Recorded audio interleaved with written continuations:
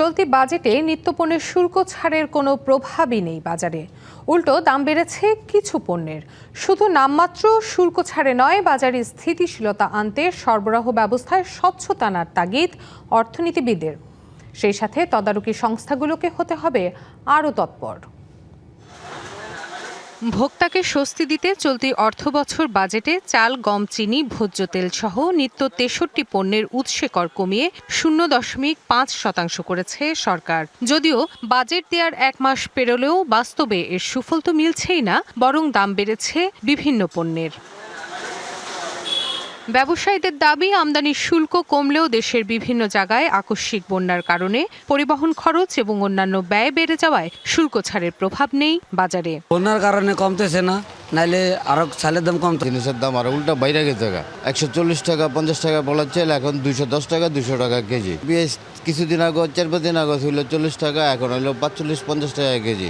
পাইকারি বাজার যেখান থেকে মাল কিনছি এখানে আসলে কমে কিনতে পারতেছি না, সব আগের দামই আছে, এটাই সত্য কথা আর কি।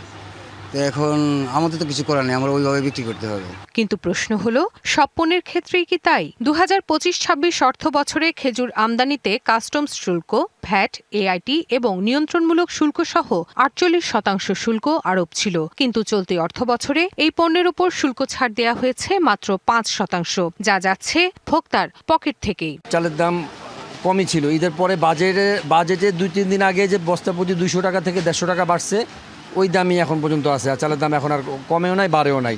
সুফল পাচ্ছে, যদি আমদানি করতে পারতো আর একটু বেশি সুফল পেত। আমদানি করতে পারতেছে না, এই কারণে সুফলটা সাধারণ মানুষের কাছে যাচ্ছে না। বাংলা কিউআর, যেখানে নগদ পেমেন্ট সেখানে।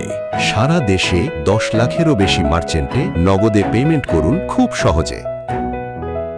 কনজিউমার অ্যাসোসিয়েশন বাংলাদেশ বলছে, এত অল্প পরিমাণে শুল্ক ছাড়ের সুফল মিলবে না। বাজার নিয়ন্ত্রণে ব্যবসায়ীদেরও হতে হবে নমনীয়। শুল্ক ছাড়ের যে বিষয়গুলি আছে, পুরো টাকাটাই কিন্তু আমাদের ব্যবসায়ীরা হাতিয়ে নিয়েছে। তো এইটার ক্ষেত্রে একদিকে রাষ্ট্র ক্ষতিগ্রস্ত হলো, অন্যদিকে জনগণ উপকৃত হয় নাই। মধ্যখানে একটা মধ্যস্বত্ব ভোগিয়ে পুরো টাকাটা হাতিয়ে নিয়েছেন। তো আমাদের বারবার বক্তব্য ছিল যে এই বিষয়গুলি আসলে এনবিআর থেকে দেখা উচিত, এই টাকাটা যে শুল্ক ছাড়ের টাকাটা কোথায় যাচ্ছে এবং এটার যথাযথ এফেক্ট হচ্ছে কিনা। এমন পরিস্থিতিতে বাজার তদারকি সংস্থাগুলোর নজরদারি বাড়ানোর পরামর্শ সিপিডির গবেষকের। আমরা দীর্ঘদিন ধরেই বলেছি, অন্যান্য দেশে আছে যে আমরা কৃষি পণ্যের জন্য একটা কমিশন করে যারা নিয়মিত ভিত্তিতে এটাকে নজরদারির ভিতরে রাখবেন এবং প্রণোদনাগুলোকে নির্ধারণের ক্ষেত্রে তারা ভূমিকা রাখবেন, সেই বিষয়টা খুবই গুরুত্বপূর্ণ। একই সাথে সরবরাহ ব্যবস্থায় স্বচ্ছতা আনার তাগিদ দেন তিনি। তখন রিফাত তাসনোভা, ডিবিসি নিউজ, ঢাকা।